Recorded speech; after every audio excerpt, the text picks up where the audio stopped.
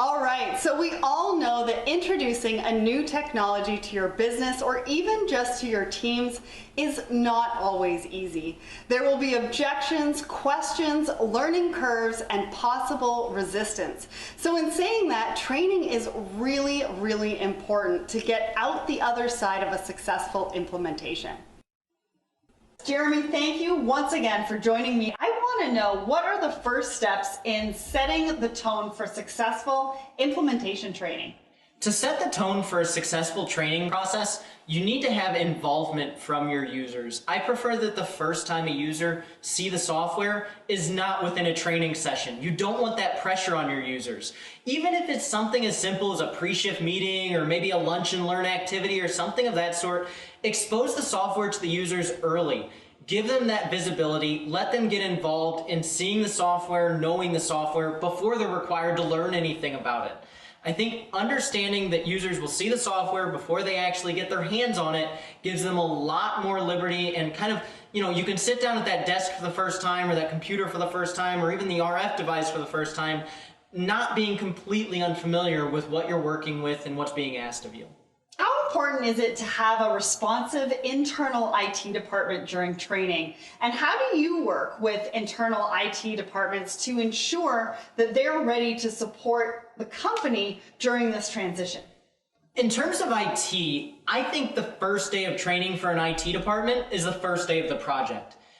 By no means does a training for an IT department need to be a formal training session where you roll out the red carpet, have all kinds of presentations ready, etc. I've said it before in this series and I'll say it again. This is a software that should be co-configured with the IT department involved. So they should have hands on the system just as you do. Recognize what they'll most likely need to change and maintain and have them hands on from the beginning of the project, co-configuring the software with you.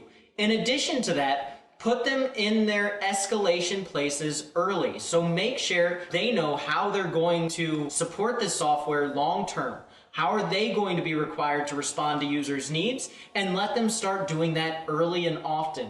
By no means does your implementer, your software partner, need to be the first person you run to when something doesn't work as expected. Even as early as unit testing, user acceptance testing, training, if something doesn't look right, let the IT department handle that first. Let them get kind of some experience, some hands-on experience with that software. And then finally, it's worth understanding that Go Live isn't an opportunity for someone like myself to run away.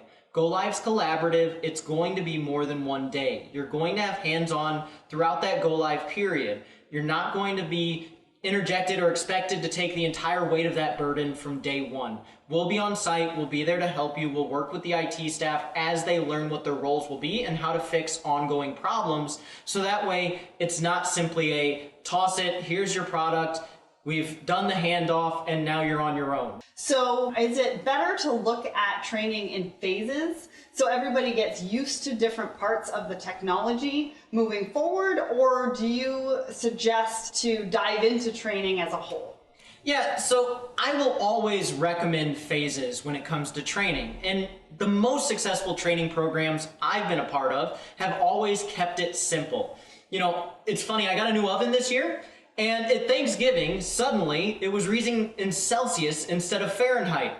And I had no idea how to fix that until I got the instruction manual out. How many of us buy something and you get that really thick instruction manual? You don't read that thing until you need to know how to fix a specific issue. Many times I like to use this same approach with WMS implementations. Train folks on how it should work. Train them on happy path. Ensure that that's the path that'll be followed most frequently.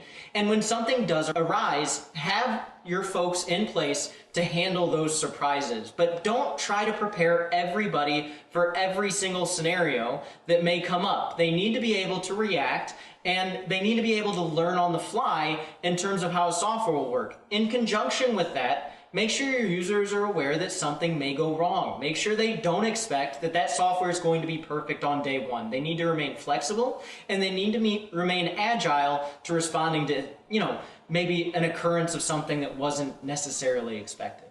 So what can organizations really expect from good training? I think they need to expect, number one, that their users will be empowered, that they'll be comfortable with the product that they're going to be using.